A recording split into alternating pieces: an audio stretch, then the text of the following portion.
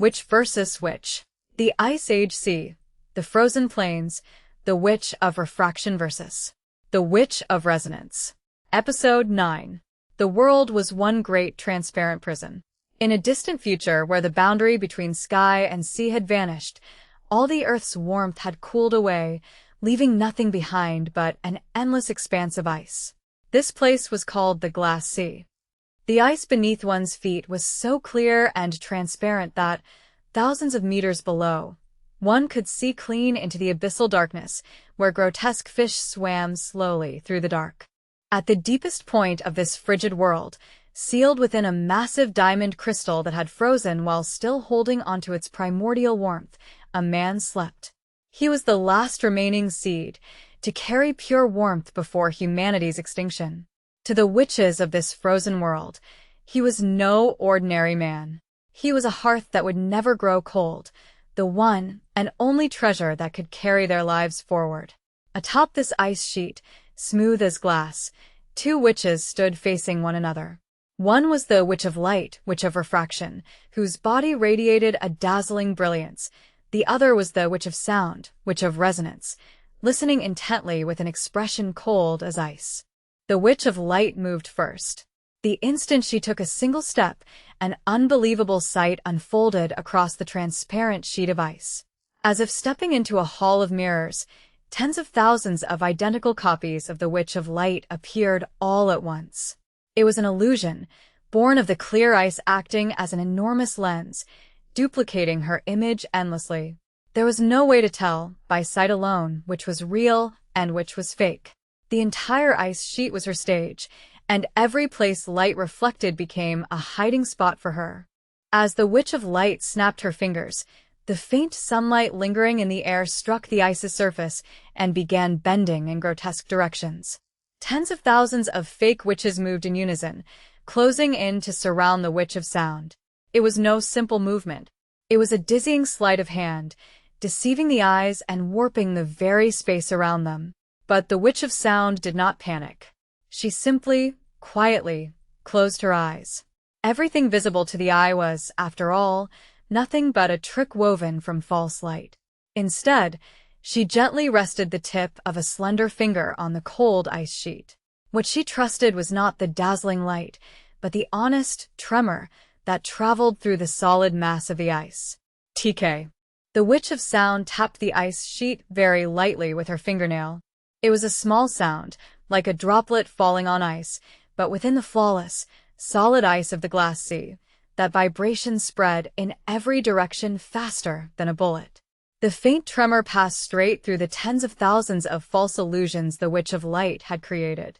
The phantoms showed no reaction whatsoever to the vibration. But in one single spot, the place where the Witch of Light's true body had cleverly hidden itself using light, a faint flinch responded to the tremor. The Witch of Sound did not miss that fleeting quiver. A cold smile spread across her lips. There you are. 100피 여기서부터 유료 분량이에요. 텍스트 5356자, 공백제에. The Witch of Sound slammed the heel of her high heel down onto the ice sheet with tremendous force. At once, the entire ice sheet began to hum and tremble, as if screaming. It was not merely the sound of ice cracking. A destructive wave of sound, capable of shaking every tiny grain that made up the ice and reducing it to powder, surged like a waterfall directly toward the spot where the Witch of Light stood. Startled by the bone-chilling vibration rising from beneath her feet, the Witch of Light shot up into the air. The spot where she had just been standing shattered into a white powder, like crushed diamond, unable to withstand the pressure of the sound. With a sharp crack, shards of ice sprayed upward like a fountain. But even in midair, the Witch of Light was not one to simply take the hit. She instantly froze the water vapor drifting through the cold air, creating hundreds of millions of glittering ice particles. Then she reflected the light radiating from her own body off those particles, splitting her image into hundreds of thousands of copies once more, blanketing the sky. Now, both heaven and earth were filled with the face of the Witch of Light.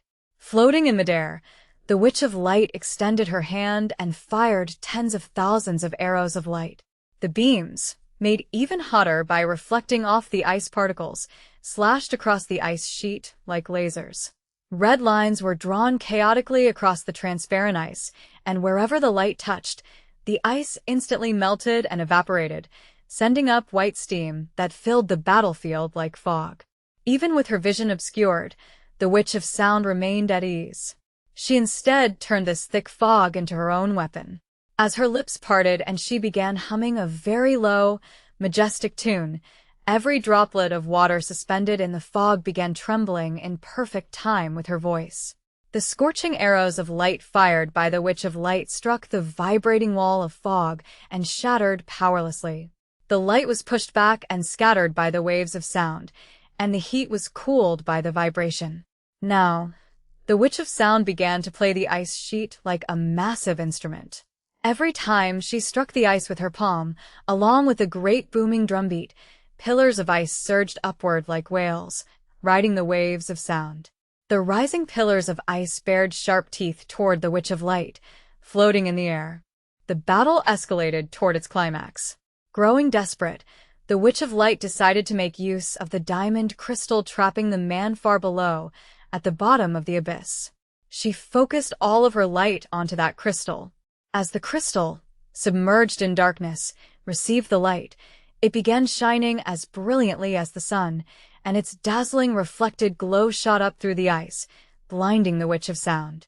Seizing the moment as the world turned white, the Witch of Light forged a single, lethal needle of light and aimed it at the Witch of Sound's heart. But even that blinding light became an opportunity for the Witch of Sound. Robbed of her sight, her hearing grew all the sharper. She focused on a very small, regular sound echoing from deep within the ice. It was the heartbeat of the man trapped far below. Thud, thud, thud. Very slow, yet warmer and more intense than any other sound, that heartbeat traveled through the solid ice and pounded against her eardrums.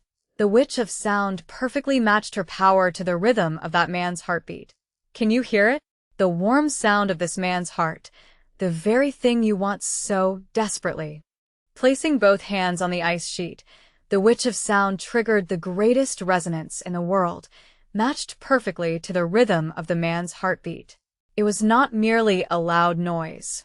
It was a magnificent reverberation that turned the entire glass sea into a single, colossal speaker.